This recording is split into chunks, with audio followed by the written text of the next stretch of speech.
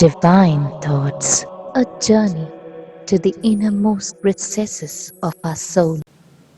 सबको जय यीशु। आज हम संत योहन के समाचार के अध्याय 9 के 1 से 12 तक का एक सुंदर घटना जो संत योहन ने एक कहानी के रूप में बताया। पूरा अध्याय 9वें अध्याय में बर्थमियुस के बारे में बताया गया है। प्रभु यीशु रास्ते से होकर जा रहे थे, तब एक भिखारी को देखा जिसका नाम है बर्थमियुस। याद रखिए, इस अंधे का नाम भी बताया गया है, बर्थमियुस। और शिष्यों ने उनसे पूछा, जैसे उनको मालूम है, जैसे लोगों ने जो शिक्षा उनको मिली थी उसके अनुसार जो पाप करते हैं जिसकी वजह से कोई अपंग होकर जन्म लेते हैं, तो शिष्यों ने उनसे पूछा, गुरुजी किसने पाप किया, इसने पाप किया या फिर इनके माता पिता ने पाप किया कि ये अंधा हो गया? प्रभु यीशु बताते हैं, ना तो इनके और ना इनके मां बाप के, बल्कि प्रभु की महिमा प्रकट होने के लिए यह अंधा हुआ है। प्रभु की महिमा प्रकट होने के लिए एक बहुत बड़ा संदेश प्रभु यीशु ने अपने शिष्यों को बताया, दर्शाया। कहा,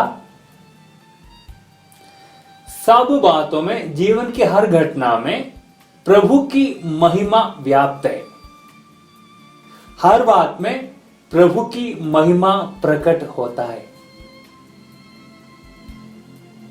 इस बात को हम स्वीकार कर पाते हैं।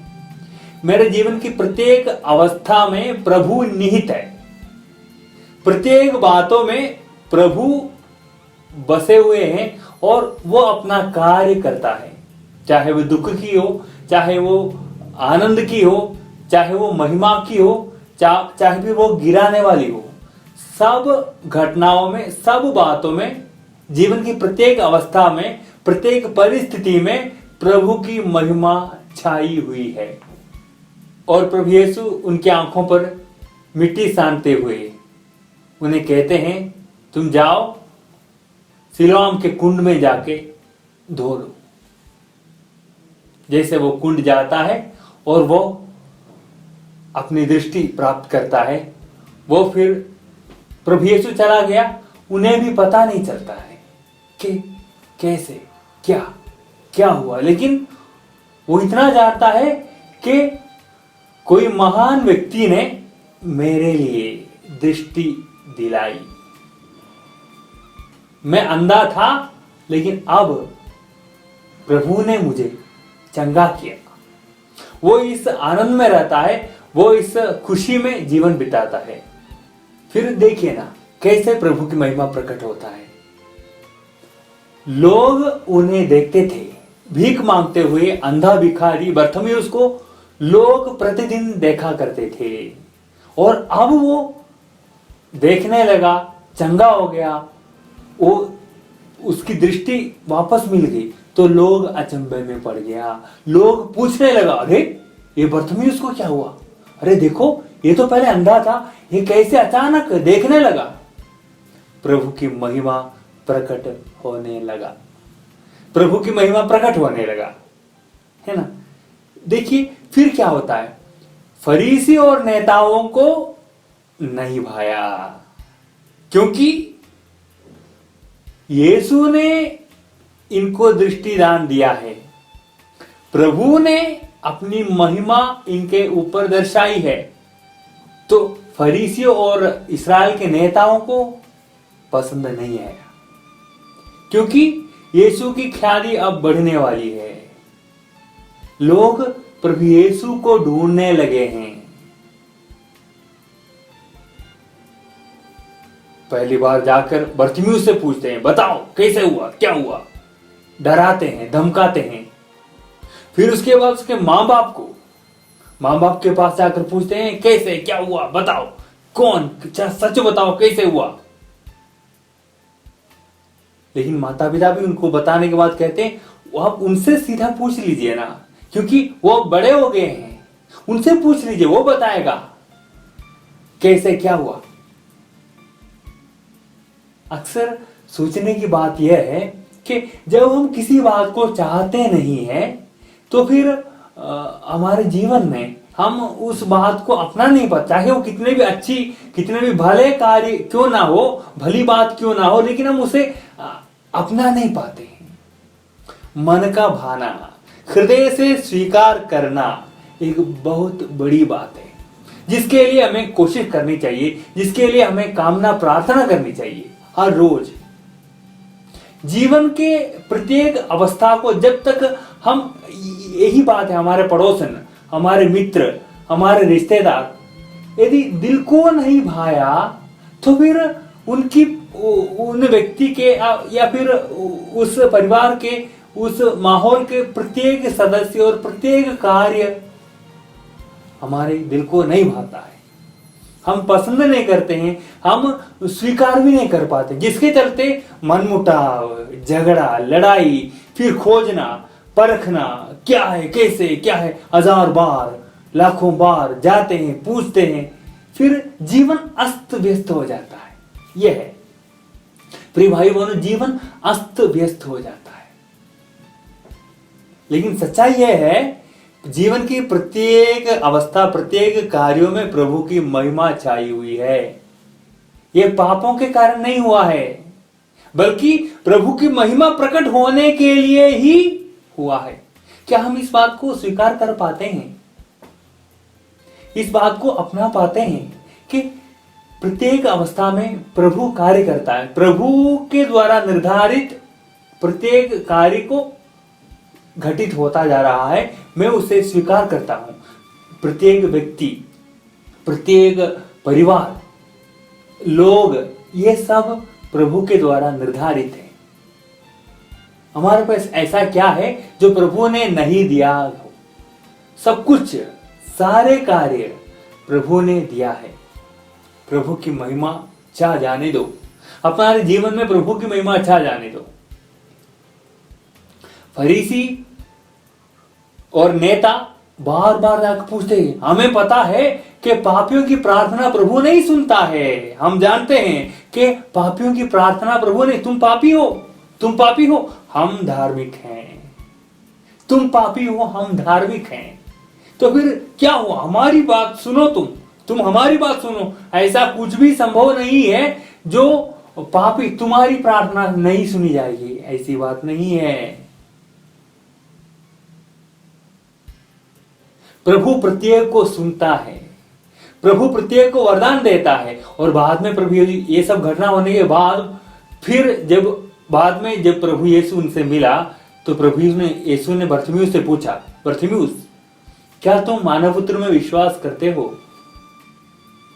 बरतिमेउस अंधा था, वो देखा नहीं था प्रभु यीशु को। बताते हैं, मैं विश्वास करता हूं क्योंकि मुझे वापस दृष्टि मिल गई है, मैं अब देख सकता हूं, मैं जानता हूं प्रभु ने मेरे जीवन में कार्य किया है, मैं उसमें विश्वास करता हूं, करूंगा। कौन है वो?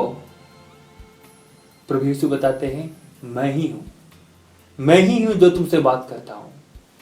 वो अपना हाथ जोड़ता है, प्रभु यीशु को स्वीकार करता है। वो अपने हाथ जोड़ के प्रभु यीशु को, मानव पुत्र में तुम विश्वास करने के लिए तैयार हो? पहले देखा नहीं था, उसे कुछ मालूम नहीं था, और दृष्टि वापस मिलने के बाद इतनी सारी घटना, लोग उनसे जाकर पूछते थे, उनके माता पिता से भी परामर्श करते थे, पूछताछ करते थे, लेकिन विश्वास मैं करता हूं। कौन है वो? कौन है वो जो मुझे फिर दृष्टि दिया? मैं उस मानव पुत्र में विश्वास करूंगा, करता हूं। प्रभु की महिमा छाई हुई है मेरे जीवन में।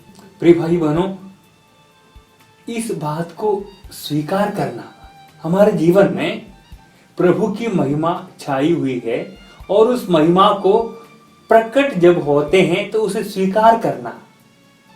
आज सुसमाचार हमसे कहते हैं, आज प्रभु यीशु हमसे कहते हैं, ऐसी बात नहीं है कि पापियों की प्रार्थना, लोग यही समझ रखा, यही बताते हैं, यही लोगों को पढ़ाया गया, सिखाया गया, पापियों की प्रार्थना प्रभु नहीं सुनेगा ना, ऐसी बात नहीं है। बल्कि प्रभु प्रत्येक पापी की खोज में लगा रहता है, प्रभु पापियों को ढूंढता है।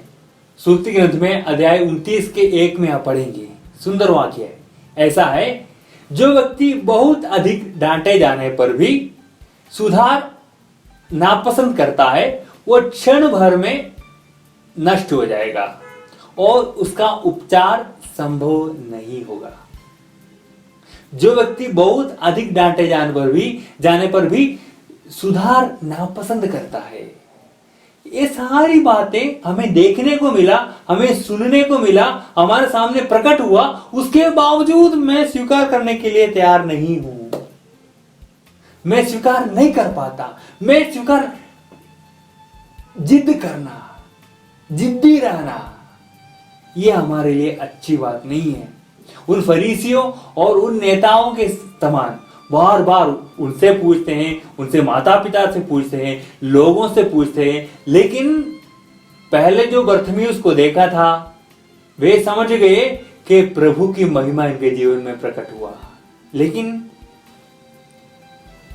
हम स्वीकार ना कर पाने के कारण कई बार हम कोसते रहते हैं, दूसरों को डांटते रहते हैं, हम सच्चाई को स्वीकार करने को लिए तैयार ही नहीं है।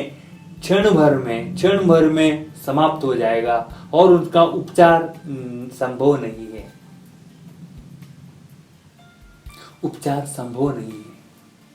लेकिन तुम्हारे पाप सिंदूर की तरह लाल क्यों ना हो, वो किरमिट की तरह मटमैले क्यों ना हो, लेकिन मैं उसे शुद्ध और श्वेत बना दूंगा। प्रभु कहते हैं, आओ मेरे पास आओ, आओ मेरे पास आओ, हम एक साथ विचार करेंगे। आओ तुम मेरे पास आओ, हम एक साथ विचार करेंगे। तुम्हारे पाप कितने भी मैला क्यों ना हो, लेकिन मैं हूं। प्रभु यीशु कहते हैं, जो मेरी बातें सुनकर मुझे स्वीकार करेगा, उसे मैं हरे मैदानों में बिठाऊंगा, शांत जल के पास ले जाकर उन्हें पानी पिलाऊंगा। जो उबड़ खाबड़ रास्ते पर चलता है ना, वो कभी सच्चा व्यक्ति नहीं हो सकता। जो सच्चाई को स्वीकार करने के लिए तैयार नहीं है, जो सुनना अस्वीकार करता है, प्रभु यीशु की बातें जो हमारे जीवन में घटित होता है और जीवन के द्वारा प्रभु की महिमा छाई हुई है, प्रत्येक समय के अनुसार ये जीवन की घटना हमारे सामने प्रकट होता है। हम जब उसे स्वीकार करने के लिए तैयार नहीं होते, प्रिय भाइयों बहनों, मैं बताता हूं, वो चोर और डाकू है। आप 10वें अध्याय में प्रभु यीशु फिर आगे बताते हैं, तुम अंधे होते तो तुम्हें पाप नहीं लगता, लेकिन ये सारी बातें तुम्हारे सामने प्रकट हुआ, तुम देखते हो, तुमने सभी जगह से पूछताछ किया, ये सारे इंफॉर्मेशन इकट्ठा किया, उसके बावजूद तुम विश्वास करने के लिए तैयार नहीं होते हो, विश्वास करने के लिए तैयार नहीं होते हो, तो फिर क्षण भर में मिट जाएगा और उसको उपचार संभव नहीं है। यूहन्ना के 10वें अध्याय में फिर इसके आगे प्रभु बताते हैं, जो सीधे रास्ते से नहीं बल्कि पीछे से भेड़शाला में प्रवेश करता है, वो चोर और डाकू है, वो चोर और डाकू है। ये सब उनके सामने प्रकट हुआ, लेकिन मैं स्वीकार करने के लिए तैयार नहीं, मैं सुनने के लिए तैयार नहीं, वो चोर और डाकू है। क्या यदि हम अपने जीवन में अच्छे हैं तो हम हमारे जीवन के प्रत्येक अवस्था को, प्रत्येक व्यक्ति को देखेंगे, स्वीकार करेंगे जैसा है वो। एक व्यक्ति, एक माहौल जैसा भी हो, मैं उसे स्वीकार करने के लिए तैयार हूं, क्योंकि प्रभु की महिमा छाई हुई है। बरतिमेउस के बारे में जब हम अनुचिंतन करते हैं, प्रभु यीशु ने उनके द्वारा में जो पाठ पढ़ाया, उस पाठ को स्वीकार करने के लिए हम तैयार रहे कि प्रभु की महिमा हमारे जीवन की प्रत्येक अवस्था में छाई हुई है और प्रभु हर हालात में हमें ढूंढ कर आता है। हम कितने भी पापी क्यों ना हो, लेकिन प्रभु हमें ढूंढ कर आएगा और हमें चंगा करेगा, हमें दृष्टि प्रदान करेगा। प्रभु यीशु के इस सुंदर वचनों को अपनाते हुए प्रभु यीशु की महिमा जो हमारे जीवन में छाई हुई है, प्रत्येक अवस्था में समय के अनुसार प्रकट होता है, समय अनुसार जो प्रकट होता है, उस महिमा देखने और उस महिमा का दर्शन करने की कृपा आप सभी को प्रभु यीशु प्रदान करें। सर्वशक्तिमान ईश्वर की महान कृपा, शक्ति और सामर्थ्य इस महामारी के, कोरोना काल के, संकट काल के इस अवसर पर आपके साथ रहकर आपको सुख शांति की ओर ले जाए। पिता, पुत्र और पवित्र आत्मा के नाम पर आमीन। जय यीशु।